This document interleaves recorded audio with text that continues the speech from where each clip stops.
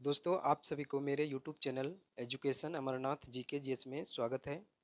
दोस्तों, आज का यह प्रैक्टिस सेट नंबर 64 है। तो दोस्तों, आइए चलते हैं प्रश्न के ऊपर। तो दोस्तों, आज का पहला क्वेश्चन है, भारत के संविधान की 11वीं अनुसूची से संबंधित पंचायतों में शामिल विषय हैं। तो दोस्तों, आपका सही आंसर है ऑप्शन नंबर सी।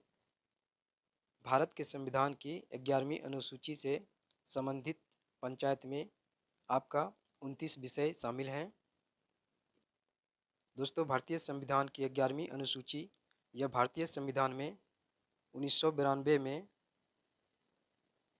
73वें संविधान संशोधन के तहत जोड़ा गया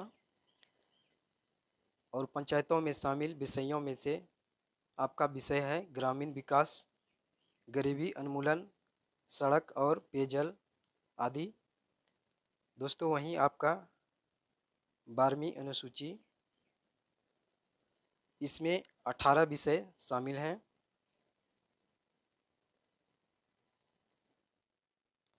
दोस्तों, अगला क्वेश्चन है, नगर पालिका से अभिप्राय भारतीय संविधान के किस अनुच्छेद से संबंधित है? तो दोस्तों, आपका सही आंसर है नगर पालिका से अभिप्राय भारतीय संविधान के अनुच्छेद 243 दो से यच ये संबंधित है। तो दोस्तों, आपका सही आंसर है ऑप्शन नंबर सी। अनु दोस्तों, वहीं अनुच्छेद 2 यह नगर पालिकाओं की संरचना से संबंधित अनुच्छेद है। और दोस्तों, वहीं आपका अनुच्छेद यो यह नगर पालिकाओं के लेखाओं की परीक्षा से संबंधित है। और दोस्तों, वहीं अनुच्छेद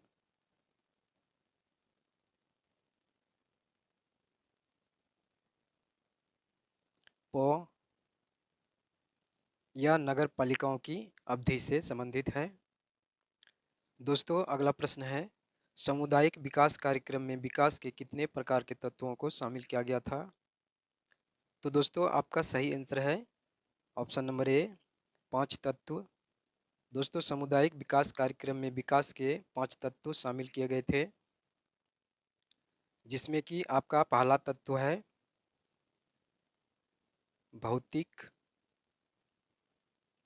और दूसरा है वित्तीय और तीसरा है मानवीय।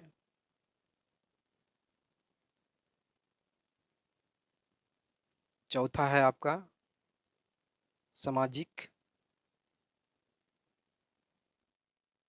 और पांचवा आपका पर्यावरणीय। सामुदायिक विकास कार्यक्रम में ये 5 प्रकार के तत्व शामिल किया गया था। दोस्तों, सामुदायिक विकास कार्यक्रम का उद्देश्य था समन्वित विकास को बढ़ावा देना। दोस्तों, सामुदायिक विकास कार्यक्रम की शुरुआत 2 अक्टूबर 1952 ईस्वी को हुआ था। दोस्तों, आपका अगला प्रश्न है, हिंदू कुश पर्वत की सबसे ऊंची चोटी इनमें से कौन सा है? तो दोस्तों, आपका सही आंसर है हिंदू कुश पर्वत की सबसे ऊंची चोटी आपका तिरिचमीर पर्वत है। दोस्तों, तिरिचमीर चोटी यह पाकिस्तान देश में है। दोस्तों, वहीं हिंदू कुश का दूसरा सबसे ऊंचा पर्वत का नाम है नौशक।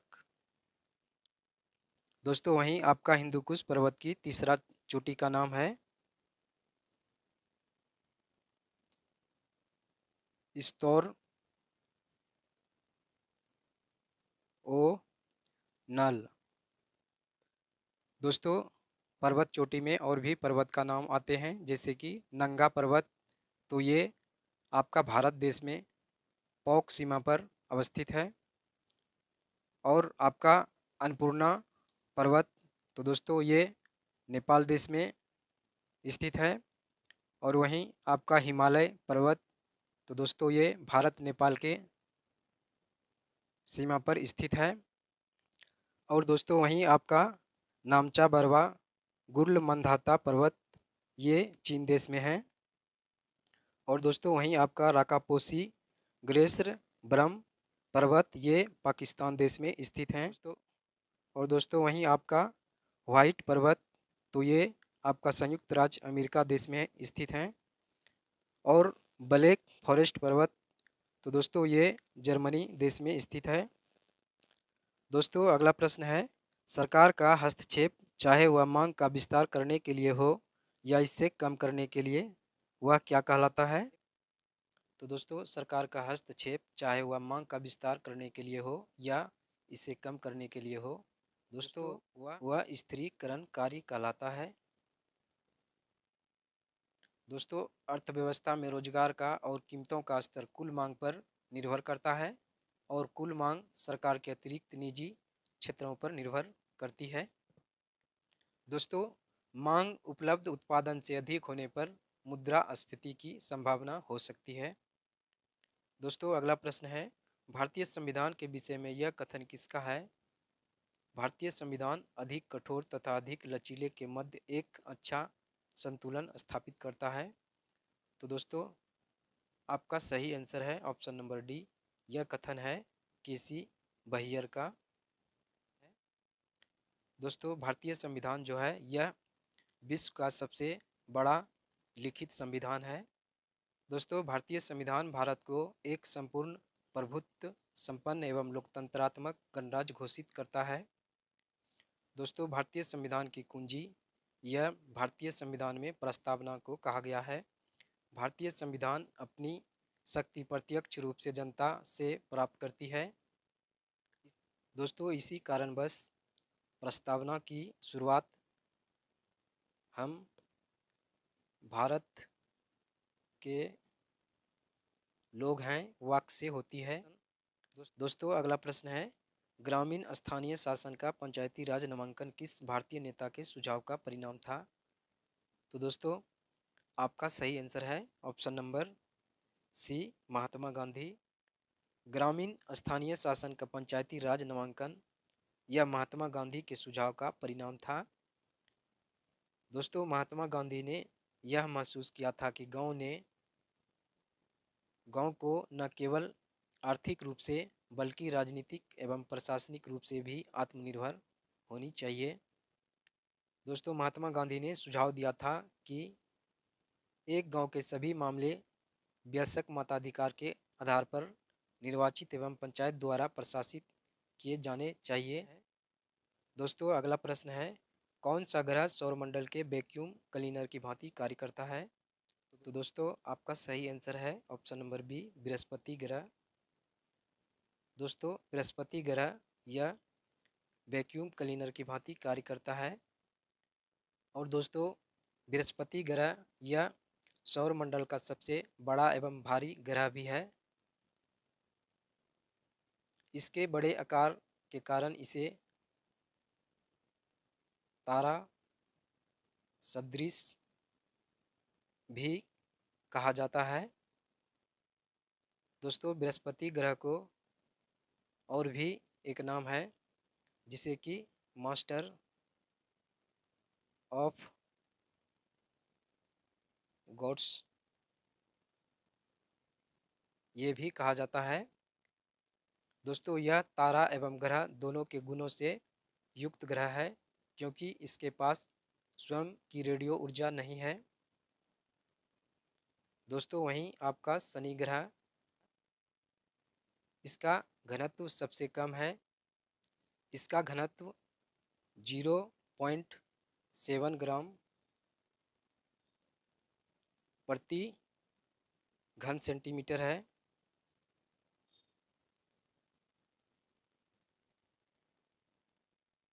दोस्तों वहीं आपका अरुण या यूरेनस, तो दोस्तों अरुण या यूरेनस ग्रह को लेटा हुआ ग्रह भी कहते हैं। दोस्तों वहीं आपका नेपच्यून ग्रह जिसे कि वरुण ग्रह भी कहते हैं। दोस्तों वरुण यह हमारे सौरमंडल में सूर्य से 8वां ग्रह है। व्यास के आधार पर यह सौरमंडल का चौथा बड़ा ग्रह है और द्रव्यमान के आधार पर यह तीसरा सबसे बड़ा ग्रह है। दोस्तों वरुण का द्रव्यमान पृथ्वी से 27 गुना अधिक है। दोस्तों वरुण यानी कि नेपच्यून को सर्वाधिक ठंडा ग्रह भी कहा जाता है। दोस्तों आपका अगला क्वेश्चन है, पशुओं की रेड सिंधी नस्ल इनमें से किस घरेलू पशु से संबंधित है? तो दोस्तों आपका सही आंसर है ऑप्शन नंबर बी, गाय। दोस्तों पशुओं की रेड सिंधी नस्ल या घरेलू पशु गाय से संबंधित नस्ल है। दोस्तों रेड सिंधी नस्ल की गाय ये मुख्यतः पाकिस्तान के कराची में और हैदराबाद में पाई जाती है। दोस्तों वहीं आपका सबसे ज़्यादा दूध उत्पादन करने वाली गाय का नाम है हॉलस्टीन फ्रीजियन गाय, जो कि विश्व का सबसे ज़्यादा दूध उत्पादन करती है। दोस्तों वहीं दुधारू गायों में से आपका गिर गाय या भारत में दुधारू गायों में से एक माना जाता है। दोस्तों वहीं आपका साहिवाल नस्ल की गाय, इसका मूल स्थान पाकिस्तान देश में है।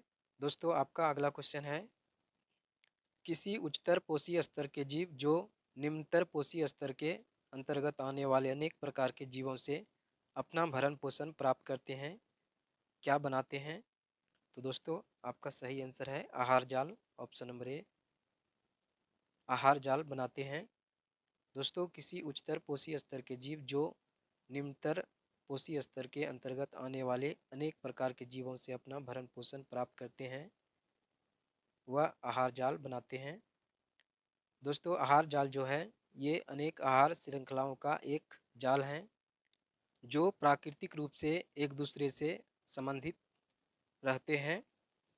दोस्तों इस आहार श्रृंखला के अंतर्गत प्रत्येक जीव दो या दो से अधिक जीवों द्वारा खाया जाता है, जो बाद में पुनः अनेक अन्य जीवों द्वारा अंत में खाए जाते हैं।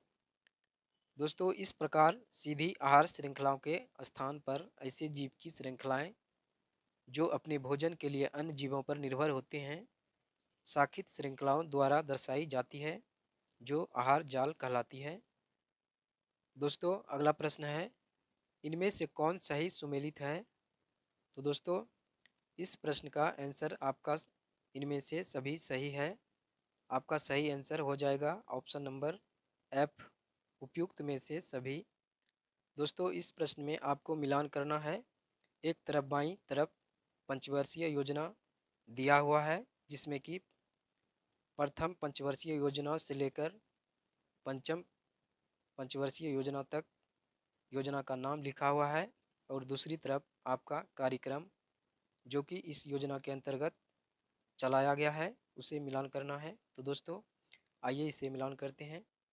तो दोस्तों आपका ऑप्शन नंबर ए, प्रथम पंचवर्षीय योजना, इस योजना में सामुदायिक विकास कार्यक्रम चलाया गया था। और दूसरा है ऑप्शन नंबर बी, द्वितीय पंचवर्षीय योजना, तो इस योजना में तीव्र तीव्र औद्योगिकीकरण हुआ था। और तीसरा है तृतीय पंचवर्षीय योजना, इसमें आधारभूत उद्यमों का प्रसार हुआ था। और चौथा डी नंबर है चतुर्थ पंचवर्षीय योजना, इस योजना में स्वावलंबन की प्राप्ति एवं स्थिरता कार्यक्रम को चलाया गया था।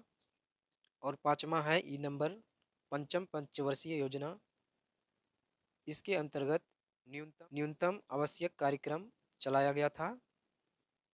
तो दोस्तों इस प्रश्न का आंसर आपका इनमें से सभी सुमेलित है। तो दोस्तों सही आंसर है आपका इनमें से उपयुक्त में से सभी। दोस्तों नेक्स्ट क्वेश्चन है, अल्फा बीटा तथा गामा किरणों की वेगों का सही क्रम क्या है? तो दोस्तों आपका सही आंसर है option number B, alpha beta तथा गामा किरणों की वेगों का सही क्रम आपका ऑप्शन नंबर बी है। दोस्तों वहीं आपका अल्फा बीटा तथा गामा किरणों की आयन क्षमता यदि पूछा जाता है, तो दोस्तों अल्फा बीटा तथा गामा किरणों की आयन क्षमता का सही क्रम आपका ऑप्शन नंबर ए सही क्रम है। दोस्तों वहीं अल्फा बीटा तथा गामा का भेदन क्षमता यदि पूछा जाए, तो दोस्तों अल्फा बीटा तथा गामा का भेदन क्षमता का सही क्रम आपका ऑप्शन नंबर बी ये आपका सही क्रम है वेधन क्षमता का। और दोस्तों अल्फा बीटा तथा गामा किरणों का वेगों और वेधन क्षमताओं का सही क्रम एक ही है, गामा, बीटा और अल्फा। ये वेधन क्षमता और वेगों का सही क्रम है। दोस्तों गामा किरण एक विद्युत चुंबकीय तरंग है। दोस्तों विद्युत एवं चुंबकीय क्षेत्रों में अल्फा एवं बीटा ये कण विक्षेपित होता है, जबकि विद्युत एवं चुंबकीय क्षेत्रों में गामा विकिरण ये विक्षेपित नहीं होता है। कागजी मुद्रा जारी करने वाला पहला देश था। कागजी मुद्रा जारी करने वाला पहला देश था। तो दोस्तों आपका सही आंसर है ऑप्शन नंबर डी, चीन। कागजी मुद्रा जारी करने वाला पहला देश आपका चीन ही था। दोस्तों वहीं आपका सिविल सेवा प्रतियोगिता शुरू करने वाला पहला देश चीन ही था। और पुस्तक मुद्रित करने वाला पहला देश भी चीन था। और दोस्तों वहीं चीन से संबंधित आपका चीन का राष्ट्रपिता डॉक्टर सन यात सेन, जिसे कि चीन का राष्ट्रपिता भी कहते हैं। वहीं आपका जापान। तो दोस्तों जापान के साम्राज्यवाद का सबसे पहला शिकार चीन हुआ था। और वहीं आपका ऑप्शन नंबर ए अमेरिका। तो दोस्तों अमेरिका स्वतंत्रता संग्राम का नायक जॉर्ज वाशिंगटन थे, जो बाद में अमेरिका का प्रथम राष्ट्रपति बने थे। दोस्तों विश्व में सर्वप्रथम लिखित संविधान यह संयुक्त राज्य अमेरिका में 1789 में लागू हुआ था, जिसमें महिलाओं को संपत्ति का अधिकार मिला था और उत्तराधिकार कानून को न्यायसंगत बनाया गया था। दोस्तों अगला प्रश्न है टेलीविजन संकेतों की आवृत्ति का प्रास क्या होता है। तो दोस्तों आपका सही आंसर है ऑप्शन नंबर बी, 100 मेगाहर्ट्ज से 200 मेगाहर्ट्ज। यह टेलीविजन की संकेतों की आवृत्ति का प्रास होता है। दोस्तों वहीं आपका वाणिज्यिक एफएम रेडियो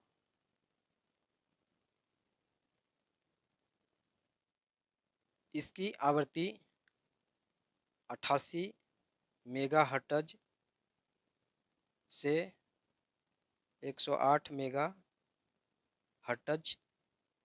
आवृत्ति आवंटित होती है। दोस्तों अगला प्रश्न है इनमें से मुस्लिम लीग की स्थापना वर्ष क्या है। तो दोस्तों आपका सही आंसर है ऑप्शन नंबर ए, 1906 ईस्वी। यह मुस्लिम लीग की स्थापना वर्ष है। दोस्तों इसी दिन मुस्लिम लीग की स्थापना हुई थी। दोस्तों मुस्लिम लीग की स्थापना यह 30 दिसंबर 1906 ईस्वी को नवाब सलीमुल्लाह खान की अध्यक्षता में की गई थी। दोस्तों मुस्लिम लीग का संस्थापक। तो दोस्तों मुस्लिम लीग का संस्थापक सलीमुल्लाह को माना जाता है। दोस्तों वहीं मुस्लिम लीग की एक और शाखा के रूप में स्थापना लंदन में हुई थी, जो कि 1908 ईस्वी में हुई थी। दोस्तों इनकी स्थापना अमीर अली ने किया था।